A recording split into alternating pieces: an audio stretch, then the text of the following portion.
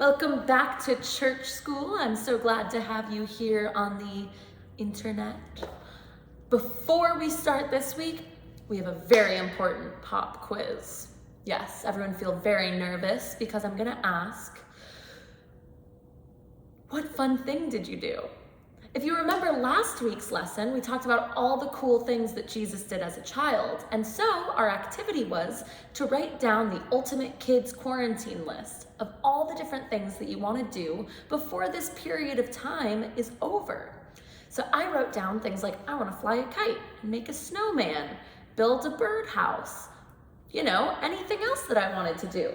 And I hope that you did the same. So this is your time where if you didn't do it, write down really quick or remember really quick to remember where you put your list and what fun thing you want to do.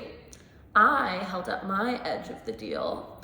And so here is the snowman I made. Look, she's ready for the beach. She wants to go swimming. So, without further ado, we'll now begin this week's lesson where we're still talking about Jesus' childhood. Do you hear that train? You can tell I'm at church. We're still talking about Jesus' childhood, and we're talking about the one really special, really specific incident that the Bible gives us. So, I'll read. Remember, it's all right here in your family story Bible. And it comes from Luke chapter 2. It begins, once a year, Mary and Joseph and Jesus and all the other Jewish people had a very special day.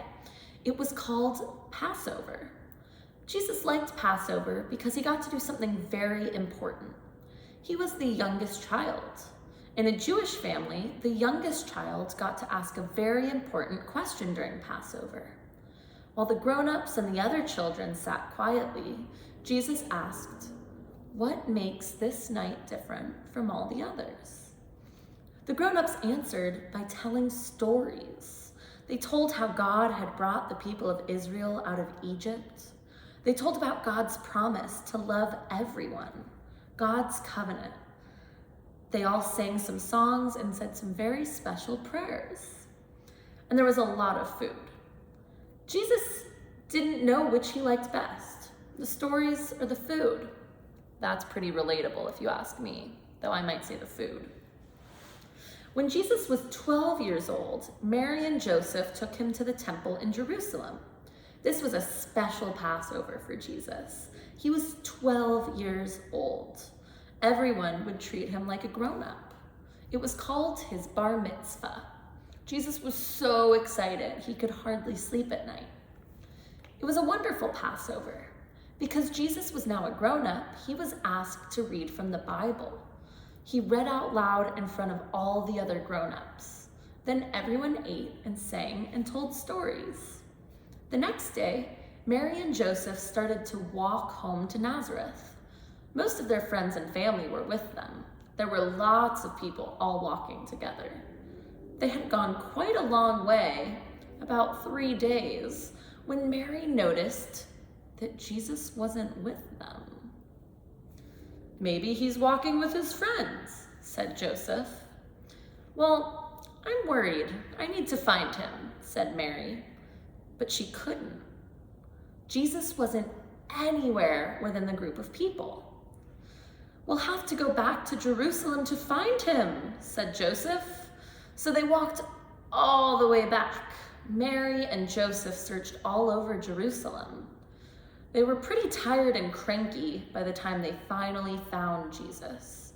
He was in the temple, talking with the teachers. Jesus listened to what the teachers were saying.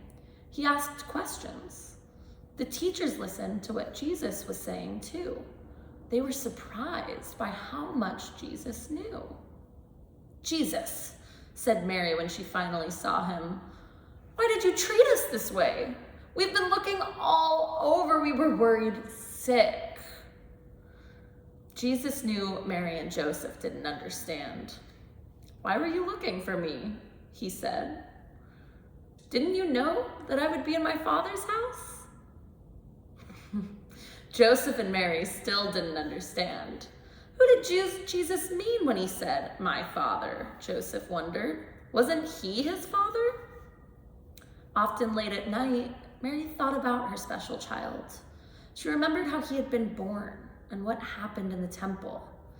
And Jesus kept growing like the other teenagers in Nazareth. The end. So that's our story for the day. And I have to say, I have a story just like Jesus's, because in this story, Jesus gets to celebrate a very special Passover. And like we just learned, Passover was a special holiday in the Jewish tradition and still continues to be. It's still celebrated today by our Jewish brothers and sisters.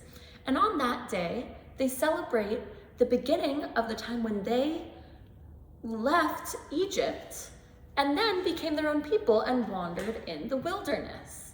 It's a day when God saved them from slavery and from really terrible things that were happening to them in Egypt when Pharaoh was in charge of them. And so the Spirit of God passed over them, and then they left in the wilderness. And so on this day, they told stories, they ate special food, and they got their whole family together, just like we do sometimes for Christmas, Easter, Thanksgiving, other holidays. But when Jesus turned 12, he had a very, very, very special Passover. He had his bar mitzvah. Now, a bar mitzvah is when a Jewish kid becomes an adult, and it happens on their very 13th birthday. And it's still celebrated today. You might have been to a bar mitzvah or a bat mitzvah if it's a girl. And so Jesus was celebrating becoming an adult. And I didn't have a bat mitzvah, and I don't celebrate Passover very often. But the thing that I have in common with this story is that one time my parents left me after school and forgot where I was. Now, I don't know if that's ever happened to you, but maybe you've been lost in the grocery store. Suddenly you look around, where's your mom? Where's your dad? Where's anyone? Or maybe you were supposed to get picked up after school and your parents were a little late and you got really scared because you weren't sure where they were. And my story is I had a basketball practice and my dad dropped me off and I walked into the gym and there was no basketball practice. So I was really, really scared because I was all alone. But what helped me through was a little bit of God. God really gives you the strength when you're scared to use your imagination and have a good time. And so what I did that whole time was I told stories in my head and I played make-believe and acted it out. And I had a really fun time. And then an hour passed when my basketball practice was supposed to end. And my dad showed up and said, "How was practice?" And I was a little upset. But that's something that even Mary and Joseph, Jesus's parents, experience in this. They were so worried because they couldn't find Jesus. They had walked 3 whole days before they even realized that their son was gone. At least my dad didn't do that. And I'm sure your parents have never forgotten you for 3 whole days. But they did, and so by the time they got back and found Jesus, they were so scared, and his mom acted out of anxiety and frustration, and she yelled, "What were you doing? What were you thinking?" It's a really reasonable question, right? Sometimes my mom, when she was nervous, she would go do the same thing. And when my dog gets missing and I have to run after her and I finally find her, I do the same thing. It's this really scary tension between I love you and I'm so happy to see you, and I'm pretty angry that you got lost in the first place, and I'm really stressed because I love you and I almost lost you. And I think that's how Mary was feeling in this. And Jesus, who's 13 and kind of cool, most of you are probably younger than 13, he reacts so calmly. He says, "Why were you looking for me? Didn't you know that I would be in my Father's house?" Now, by Father's house, he meant the temple, or what we would call today a church. This church is God's house, his sanctuary here on earth. And so Jesus was saying, there's no other place I could be. Now, Joseph was a little confused, right? Because Joseph thought, man, I thought I was Jesus's father. But he didn't realize that he was talking about God. And the very, very coolest part of this story is that Jesus wasn't just hanging around waiting for his parents. Jesus, because he's wise, because he's the Son of God, was actually teaching all of the teachers in the church. It would be like if you walked up to Paul and Laura and said, I hear what you're about to say, but I have even more knowledge on the topic than you. And that's what our activity is actually going to be today, kind of.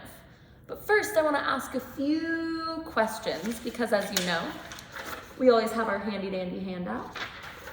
And so, in the discussion questions that I hope you talk about with your parents, but that I love asking too, is that one of them, in Jewish tradition, kids celebrate becoming grown-ups. When do you think you'll be a grown-up? What are you most looking forward to? And I don't mean an age, like, oh, when I'm 23 years old, I'll be a grown-up, because here's a secret. I'm 23 years old and I don't always feel like a grown-up. I often feel like a kid. But one of the ways you know you're a grown-up is when you feel that you can teach people or take care of people or be mature and make your own decisions. And you might not know when that might be, but you might have a pretty good idea. Another question is, in the story, Jesus and his family go on vacation to Jerusalem. What was the best vacation you ever went on with your family? Why was it special? Passover was about spending time with your family. And so all of our vacations can be like that. Similarly, holidays. What's your favorite holiday? My favorite is Easter, which is coming up soon and we'll be talking about. And you might want to talk about why. Finally, have you ever been left alone and scared? What was it like? What does it feel like to be alone? And what made you feel better? So, this other question is about how Jesus was a very good teacher. And that is the activity I want you all to do today. Is you guys know that grown-ups always want to teach you things. Here I am teaching you something. Hopefully you're learning. And your parents want to teach you things, and your teachers want to teach you things.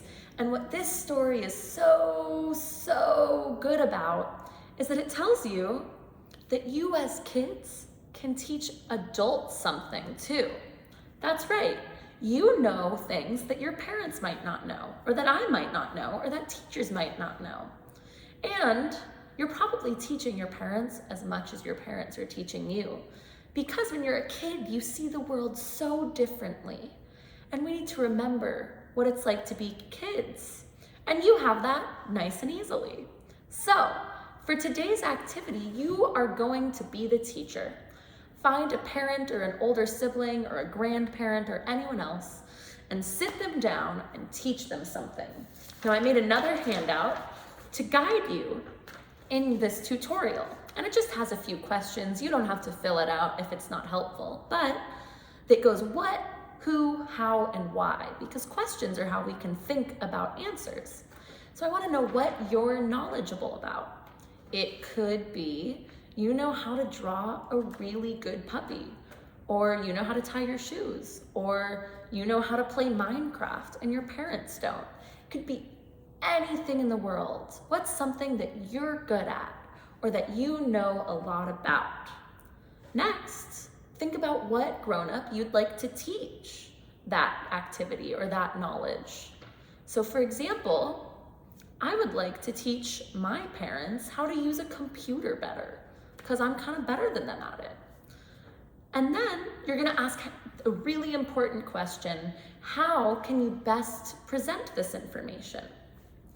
One way that you see it in teachers in classes is they typically have a whiteboard, and they write what class today is all about, and with a little bit of pizzazz and a little bit of color, today is about you. You're the teacher. And so you can maybe get a whiteboard out and write it out like I just did. Maybe you need some clay. Maybe you don't need anything at all. But whatever tools you need to teach someone, that's the space where you're gonna put it. It might help to draw it out. It might help to make a PowerPoint if you know how to do that, but you can use any way to present your information. Sometimes people don't even need to speak to share a story or to teach someone something. I do, that's why I'm talking a lot. And finally, you want to ask why you think that this knowledge is useful, why someone would want to learn it. Because it's really important that we talk and that we share stories and that we teach people things. But we want it to be purposeful. For example, I wouldn't be talking all this time if I didn't think that the Bible were really important to you and to your life. And if I didn't think that this story was one that was going to teach you anything important. Similarly, we always want to wonder why before we do something or teach something or even say something. So that's your challenge today. And I know it kind of sounds like homework, like I'm giving you a project, but I think you can use this as a really good opportunity to tell your parents that you are wise, that you are very smart, and that you have some things that they might not know. It's also a really good tool so that you can learn things better. They say that you know something well when you are able to teach other people. So I hope that you sometime when we can view each other again, you can teach me something. But in the meantime, you can teach anyone at home whatever you want, just like Jesus did. Because even though Jesus was a kid, when he was in the temple, he taught his teachers something. And you should be empowered to know that you can teach adults something. So, like normal kids, I want to end today on a prayer. So if you'll bow your head and repeat after me. Dear God, that's when you say, dear God, thank you for always finding me when I am lost. Thank you for giving me Jesus to guide me through the fun times